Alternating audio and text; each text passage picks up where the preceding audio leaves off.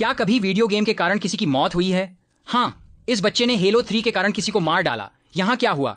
इस बच्चे का नाम डैनियल है। क्या कभी वीडियो गेम के कारण किसी की मौत है और वह 15 साल का है, ओहायो में रहता है और एक सामान्य हाई स्कूल का बच्चा है। उसे फुटबॉल खेलना बहुत पसंद है, यह उसके जीवन का बड़ा हिस्सा है। लेकिन 2006 में एक है और वह 15 साल का है, ओहायो में रहता है। एक दिन उसकी दुनिया बदल जाती है जब वह दोस्तों के साथ स्नोबोर्डिंग यात्रा पर जाता है। वह बाहर पहाड़ों पर स्नोबोर्डिंग कर रहा है, मस्ती में है और अचानक धड़ाम वह गिरता है और अपनी रीढ़ की हड्डी को बुरी तरह घायल कर लेता है। वास्तव में यह इतना गंभीर है कि कोई और नुकसान उसे लकवाग्रस्त कर सकता है। अब वह दौड़ नहीं सकता, खेल नहीं सकता, खासकर फुटबॉल, जो उसके लिए बहुत अहम है। वह बचपन से फुटबॉल खेल रहा था और अचानक उसे रुकना पड़ता है। अब वह क्या करेगा? लेकिन फिर स्थिति और भी खराब हो जाती है क्योंकि डैनियल को स्टैफ संक्रमण हो जाता है। तो कुछ समय के लिए वह बहुत बीमार हो जाता है और वह ज्यादा हिलडुल नहीं सकता है और इसलिए वह बिस्तर पर पड़ा रहता है और उसे ज्यादातर समय घर पर ही रहना पड़ता है और वह पूरी तरह ठीक होने तक स्कूल नहीं जा सकता। मेरा अंदाजा है कि वह घर से पढ़ाई करता है। यह लगभग 1 साल चलता है। इस दौरान उसे समय बिताने का तरीका खोजना पड़ता है। कुछ समय बाद लगता है कि उसके माता पिता उसे बाहर जाने और दोस्त के घर समय बिताने की अनुमति देने लगते हैं। वहां वह कुछ नया अनुभव करता है, एक वीडियो गेम जिसे हेलो कहते हैं। पहले डैनियल ने अपने पिताजी के साथ गेम्स खेले हैं। वे अक्सर मैडन जैसे गेम खेलते थे क्योंकि उसे फुटबॉल पसंद है, लेकिन उसने पहले कभी हेलो जैसा कुछ नहीं खेला है। हेलो एक फर्स्ट पर्सन शूटर गेम है जहां आप एलियंस को उड़ाते हुए भागते हैं। हाँ, ये थोड़ा हिंसक है लेकिन मजेदार है और डैनियल को यह खेल बहुत पसंद आता है और वह इसे बार बार खेलना चाहता है। समय के साथ वह इसके प्रति जुनूनी हो जाता है। वह इसे घंटों खेलता है। कभी कभी वह इसे 18 घंटे तक खेलता है, बस कुछ अनाज खाने या बाथरूम जाने के लिए रुकता है। अब कहानी के इस हिस्से में यह स्पष्ट नहीं है कि वह इसे अपने दोस्त के घर पर खेल रहा है या घर पर या दोनों जगह। अब यह साफ है कि भाई को गेमिंग की समस्या है। वह बस इसी के बारे में सोचता है और इसका आदी हो गया है। किसी समय मुझे लगता है वह अपने माता पिता के सामने इस खेल का जिक्र करता है और उसके माता पिता वे खुश नहीं हैं। देखिए, डैनियल की माँ और पिताजी, जिन्हें हम बस माँ और पिताजी कहेंगे। माँ और पिताजी बहुत धार्मिक हैं। वास्तव में पिताजी स्थानीय चर्च में पादरी हैं, इसलिए वे नहीं चाहते कि उनका बच्चा हिंसात्मक वीडियो गेम खेले। यीशु ऐसा नहीं करेंगे, इसलिए वे उसे अनुमति नहीं देते हैं। इस घर में हिंसात्मक शूटिंग गेम की अनुमति नहीं है और इससे डैनियल को बहुत गुस्सा आता है। वे बस समझ नहीं पाते वह इस खेल को कितना पसंद करता है। अब उसे अपने दोस्तों के घरों में इसे खेलने की जरूरत नहीं है। अब वह क्या करेगा? और इस समय यह 2007 है और वह अब 16 साल का हो गया है और इसी समय धमाका हेलो 3 आता है और डैनियल, बेशक वह इसे बहुत खेलना चाहता है, लेकिन वह अपने माता पिता की अवज्ञा नहीं करना चाहता। तो आखिरकार एक रात वह सोचता है सब कुछ छोड़ो और वह $70 लेता है और अपने कमरे की खिड़की से चुपके से बाहर निकलता है और दुकान की ओर बढ़ता है। और वह, मुझे लगता है कि वह इस खेल को घर पर खेलने की सोच रहा है जब उसके माता पिता ध्यान नहीं देंगे।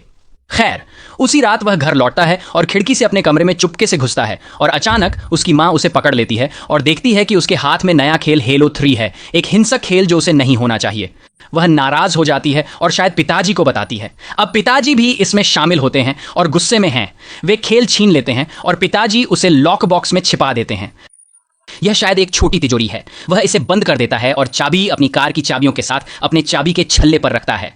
अब इस समय डैनियल इसे नजरअंदाज कर सकता था, खेल को भूल सकता था या कुछ और कर सकता था, लेकिन वह ऐसा नहीं करता। वह आदी हो गया है और वह इसे छोड़ने वाला नहीं है। तो अगले कुछ हफ्तों तक घर में तनाव बढ़ता ही जा रहा है और एक रात डैनियल ने आखिरकार तंग आकर फैसला कर लिया।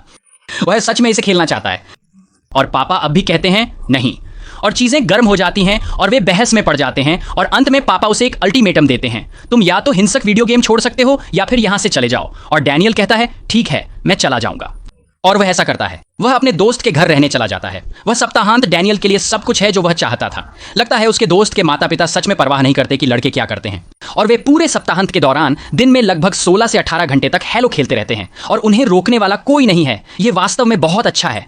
तो ऐसा प्रतीत होता है कि शायद अब से यही डैनियल की जिंदगी बन जाएगी और वह प्रसन्नचित्त रहेगा। ऐसा प्रतीत होता है कि डैनियल अब भी इस बात से अत्यधिक खिन्न है कि उसके माता पिता ने उसका हेलो 3 का संस्करण ले लिया है और वह इसे भूलने में असमर्थ है। तो वह अपने खेल को वापस पाने और अपने माता पिता को इसे लेने के लिए सजा देने की एक पागल योजना बनाता है। पहले वह घर लौटता है। मुझे नहीं पता कि उसने माता पिता से सुलह की या उन्होंने सुलझा लिया, लेकिन वह घर आ गया। फिर वह इंतजार करता है कि उसके पिता हर रात की तरह चाबियां काउंटर पर रखें। चाबियां छीन लेता है और उसे लॉक बॉक्स की चाबी मिल जाती है। फिर वह अलमारी में जाता है, बॉक्स खोलता है और अपना गेम निकाल लेता है। लेकिन यही एकमात्र चीज नहीं है जो वह लेता है। पिताजी उस बॉक्स में एक 9 मिलीमीटर भी रखते हैं, इसलिए डैनियल उसे भी ले लेता है।